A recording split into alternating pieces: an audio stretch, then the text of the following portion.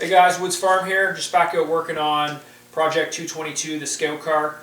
Going to be working on mounting the master cylinder and also fabricating a brake pedal assembly that will actuate the master cylinder and hopefully give us brakes. Once that happens, we can start plumbing in at least the front brakes and work towards that test drive. I'm also going to try to get the steering wheel finished. I've started it and we're going to start working on that as well.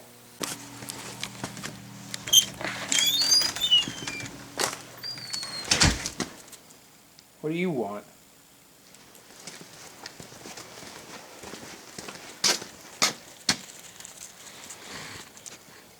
What do you want?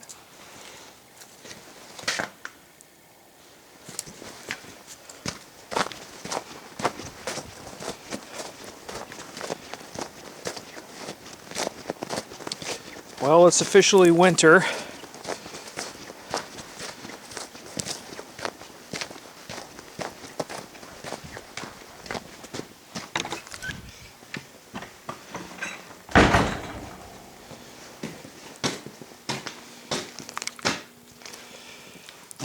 Okay, so I went down to Kenny U-Pole and grabbed a master cylinder. I want to say this was off of a 1998 Chevy pickup truck. It looked in pretty good condition, like maybe they had replaced it recently. A lot better shape than some of the ones I've seen.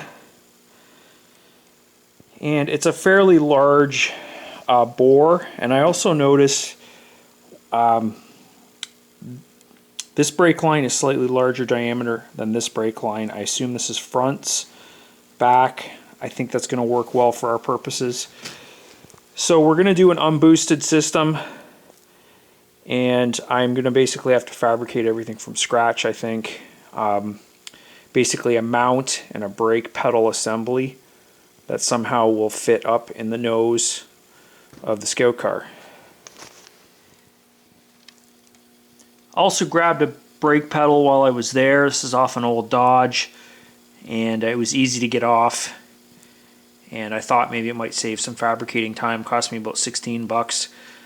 Time will tell if that was a good decision. I'm thinking I might have to either heavily modify this or just make something from scratch. But first things first, to figure out roughly where the master cylinder gets mounted and create a mounting plate for the master cylinder that I can build brackets to come off of that will hold the brake pedal and pivot, if that makes sense.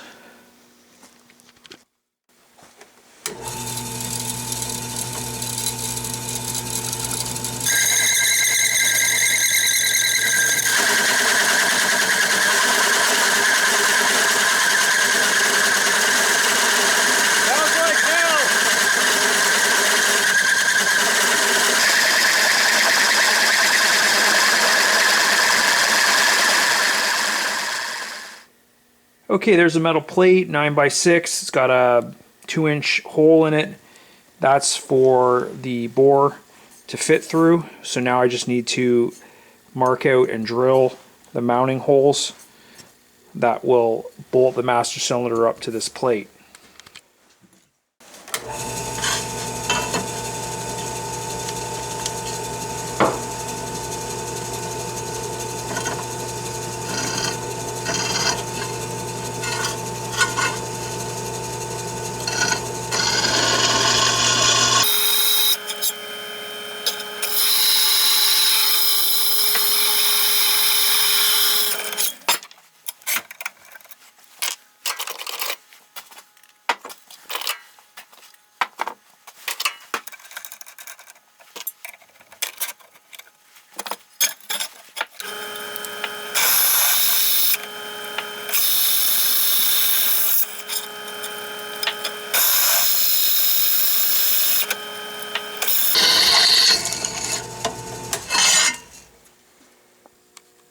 So there's the mounting plate. You can see how the master cylinder gets bolted in, and then theoretically at the top here, this is what's going to get mounted into the vehicle. And now what I'm just figuring out is how to make a lever system, because a rod needs to impinge and push in on the master cylinder, which is actuated by the brake pedal. Here's the mounting plate that we've got so far for the master cylinder, and what I just worked on a little bit earlier was this kind of guide, which is going to guide the rod which actuates the master cylinder. So there's going to be bracketry that'll get bolted, welded off of this, and that is what the pedal is going to attach to and pivot on, and then it will actuate on this rod, which will push the master cylinder. So the idea is that a piece of material will get mounted up here, and it's going to provide a point that the brake pedal lever can get bolted to and provide a pivot point, and then that's going to push a rod that's lower down that will push on the master cylinder. Okay, so I've got the beginnings of the brake system fabricated. There's a cross piece now that'll form the top of the firewall, and the master cylinder mounting plate is going to be bolted to that. Attached to the master cylinder mounting plate is the assembly that creates a pivot point for the brake pedal, which has a rod which will impinge. You can see right up in there, there's the rod, and that's going to impinge on the, or push in on the master cylinder. So there's been some concern expressed about the fact that it's an unboosted system, but you can see already where the master cylinder is, this being kind of the front leading edge. The front nose plate does sweep down. There's a little bit more space down low, but really to get a modern booster, brake booster in there, we just don't have the space to accommodate it. So that being said, there are some other options. We're going to go with this brake kind of configuration right now because it's by far the easiest, simplest thing, and also the cheapest thing to do. However, after we do a test run, if for whatever reason the brakes are inadequate, there are some other options, potentially mounting the master cylinder and brake booster below the floor and kind of behind the brake pedal, right up in this area here. It's an option. I don't like it as the first option because I feel like the drive shaft, for starters, is going to be extremely close to that system, and also it's going to be very close to the ground, and the brake booster, master cylinder, proportioning valve, and the brake lines are going to be more exposed to being hit by debris, rocks, logs, and things like that when we drive off-road, and I think there'd be a lot more chance of the system being damaged. So that's one of the reasons I don't like that option. It's also been mentioned that there are external brake boosting systems. Now, I'm not 100% how they work, but I did look into the pricing, and the problem with that type of system is they're several $100s, and it frankly a little bit out of our budget. But as a plan C, might also be an option. But for now, we're going to continue moving ahead with what we've got and hopefully be able to test it out on the road and see what kind of stopping power we get. We're trying to keep the brake pedal as long as possible to give us as much leverage as we can get. So hopefully that makes sense. We're going to do some more fabricating. The brake pedal does need to get shortened slightly. It's a little too close to the floor, and the push rod assembly needs to get fabricated, so we have some things to work on today. Okay, so I cut 2 inches out of the pedal, and there was a little kind of dog leg, and that's where I decided to take it out.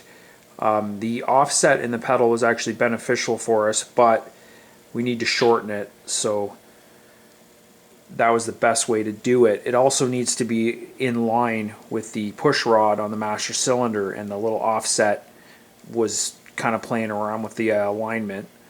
So I'm just going to re-weld this back together, and we'll see how it fits now.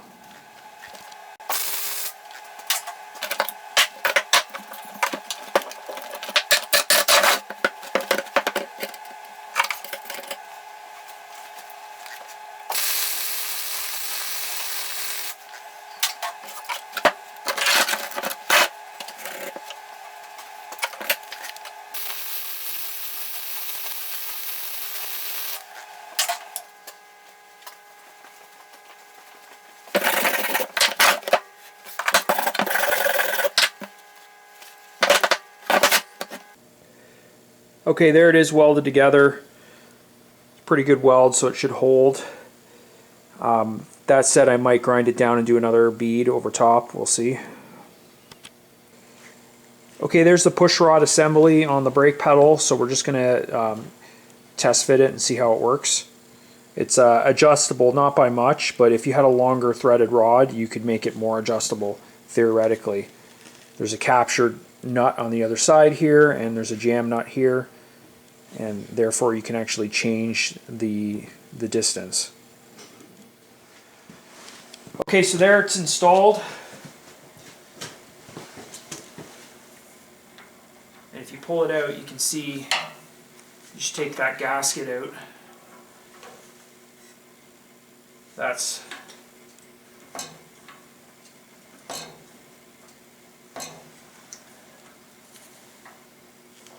and then this is just to make it look a little nicer, but we're going to put a spring up here to keep it from coming out. And there's spring return pressure on the master cylinder to push it back into place. Maybe a little stop retainer up here too is possible. But generally that's how it's going to be and how it's going to function. We're going to use the same sort of bracketry that we have in place at the top. And this is actually where we're going to mount a pivot and a bar, which is going to go down through the floor. It'll have the accelerator pedal attached to it, and as you push it, it'll pull a cable which will actuate the throttle.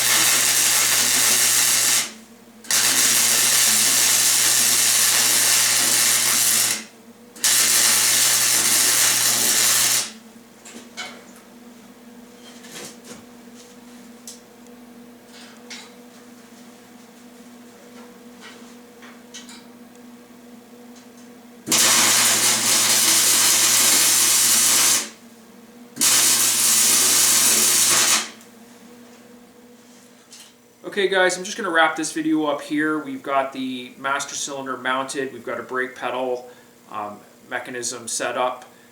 So we're going to continue working on the kind of mechanical stuff that goes along with the test drive. So we need to get a gas pedal and a cable that goes back to the carburetor, and we also need to set up some sort of lever and linkage that goes back to the transmission shift arm so we can shift gears. So those are things that will probably be coming up in the next video. Also, I know I keep talking about it, but eventually I'm going to get around to the steering wheel. So that's going to be coming up soon. If you want to see more videos, make sure that you like and subscribe. And really appreciate it if you do hit the like button for all the videos, because it really helps out the channel. As always, thanks for watching.